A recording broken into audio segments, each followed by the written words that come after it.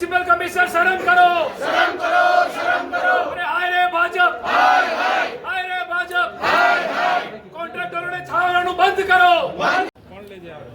હાય રે ભાજપ, હાય હાય, હાય રે ભાજપ, હાય હાય। કોન્ટ્રાક્ટરોને છાવવાનું બંધ કરો, બંધ કરો, બંધ કરો। ભાજપના નેતાઓ સાહેબોને સજા કરો, સજા કરો, સજા કરો। ભ્રષ્ટાચારીઓને સજા કરો, સજા કરો, સજા કરો। કોન્ટ્રાક્ટરોને છાવવાનું બંધ કરો, બંધ કરો, બંધ કરો। જે અહીંયા હાજર છે ડેપ્યુટી સિટી એન્જિનિયર એમને આપીએ છે। અમારી રજૂઆત એવી છે કે ગઈકાલે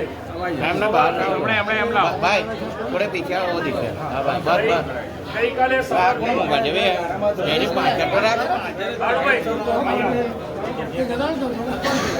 ગઈકાલે સવારથી ગોલ્ડન ચોકડીની જે આપણી ગેસની મુખ્ય લાઈન હતી ત્યાં જે ડ્રેનેજનું કામ ચાલતું હતું અને અણઘડ લોકોએ એમને એટલું ખબર નથી કે જે પણ અંડરગ્રાઉન્ડમાં આપણે એમજીવીસીએલની લાઈન હોય છે, ગેસની મુખ્ય લાઈન છે, તે છતાં પાવડા માર્યા, જેસીબી મારી દીધા અને એના લીધે જે ગેસની લાઈનમાં ભંગાણ થયું।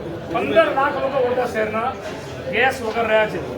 રાંધણ ગેસ ચલો જે પૈસા જે ભ્રષ્ટ અધિકારી અને જે ભ્રષ્ટ કોન્ટ્રાક્ટર એને જેના કામ આપ્યું છે એના લીધે વડોદરાની પ્રજા હેરાન થઈ। અમારી રજૂઆત છે કે જે પણ ડ્રેનેજનો કોન્ટ્રાક્ટર હતો જે ગમે તેની મોટી ચમરબંધીને ઓળખીતો કેમ ના હોય એને તમે ઘર ભેગો કરો, બ્લેક લિસ્ટેડ કરો અને જે અધિકારી તે હાજર રહેવાનું હતું આ મ્યુનિસિપલ કમિશનર કહેવાથી પેલા મંત્રી સંત્રી ભાજપના આવ્યા હતા એમની સેવામાં જતા રહ્યા। એ કયા અધિકારી હતા જે તે એમની સેવામાં ગયા ભાજપના નેતાઓની? એમને અહીંયા હાજર રહેવાનું હતું। એ અધિકારી કોણ છે અને એ જે વિચારધાર છે એને બ્લેક લિસ્ટેડ કરો અને અધિકારીને સસ્પેન્ડ કરો આમાં। કારણ કે વડોદરાની 15 લાખ પ્રજા હેરાન થઈ છે સાહેબ। વડોદરાના નગરજનો છે ને ગેસનું બિલ ભરવામાં 1 દિવસ મોડું થાય ને તો આપણે કોર્પોરેશન કનેક્શન કાપી કરીએ, પેનલ્ટી કરીએ તો 24 કલાક વડોદરાના નગરજનો ગેસ વગર રહ્યા। એના માટે આ કોન્ટ્રાક્ટર અધિકારી જવાબદાર છે। આની અમે એક્શન લેવા જોઈએ એવી કોંગ્રેસ પાર્ટીની માંગણી છે।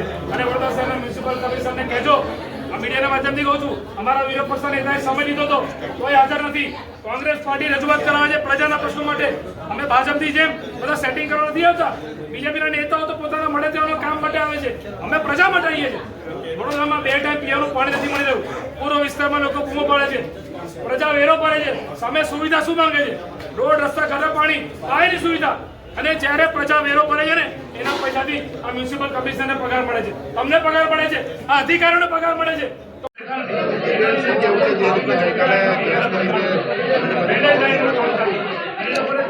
ગઈકાલે રવિવાર હતો, સવારના 10:30 વાગે ગોલ્ડન ચોકડી પાસે ડ્રેનેજ પ્રોજેક્ટની કામગીરી દરમિયાન વડોદરા શહેરમાં આવતી મુખ્ય ગેસ પાઇપલાઇનને તૂટી ગઈ। આ ગેસ પાઇપલાઇન તૂટી ગઈ એ તો સદનસીબ વડોદરા શહેરનું છે। નવનાથ રક્ષા કરે છે વડોદરા શહેરની, નહીં તો કાલે જો કંઈક બનાવ બન્યો હોત તો આગ ઓલાવવી અઘરી બનત। પણ વડોદરા શહેરની નવનાથ રક્ષા કરતા હોય દુર્ઘટના વડોદરા શહેરના લોકોનો જીવ બચ્યો છે। પણ ગઈકાલથી 11:30થી લઈને આજે 12 વાગ્યા સુધી લોકો ગેસ પાઇપલાઇનથી પુરવઠો મેળવવામાં મળ્યો નહીં ઘરમાં। એના કારણે 2 ટાઈમ જમવાનું બનાવી ના શક્યા, ચા પાણી કરી ના શક્યા, લોકો જમવાનું વેચાતું બહારથી લાવવા માટે મજબૂર બન્યા। આજે પણ ગેસ પુરવઠો નહિવત પ્રમાણમાં છે, લોકોની ફરિયાદો આવે છે। ડ્રેનેજ પ્રોજેક્ટની કામગીરી ચાલતી હતી તો નીચેથી અંડરગ્રાઉન્ડ કઈ લાઈનો જાય છે એ ડિપાર્ટમેન્ટમાં ડ્રેનેજ પ્રોજેક્ટના અધિકારી દ્વારા જાણ કરવાની હોય। જો ત્યાં પાણીની લાઈન હોય, ગેસની લાઈન હોય, ગટરની લાઈન હોય કે એમજીવીસીએલની લાઈન હોય તો એ અધિકારીઓને જાણ કરીને ત્યાં એમના માણસોને સ્થળ પર ઊભા રાખવાના હોય। આમાં કશું થયું નથી। ગેસ ડિપાર્ટમેન્ટના અધિકારી પણ કહે છે કે અમને તો જ્યારે આ ડેમેજ થઈ લાઈન ત્યારે ખબર પડી, એ સિવાય અમારા ડિપાર્ટમેન્ટમાં કોઈ પણ જાતની અમને મંજૂરી માંગેલી નથી। તો આના જવાબદાર કોણ? તંત્ર એનું જવાબદાર છે। સત્તા પર બેઠેલા લોકો વહીવટી તંત્ર ઉપર પકડ ગુમાવી ચૂકેલા છે। કોન્ટ્રાક્ટરો બેફામ બન્યા છે કારણ કે સત્તા પક્ષ એને બચાવ પક્ષમાં છે।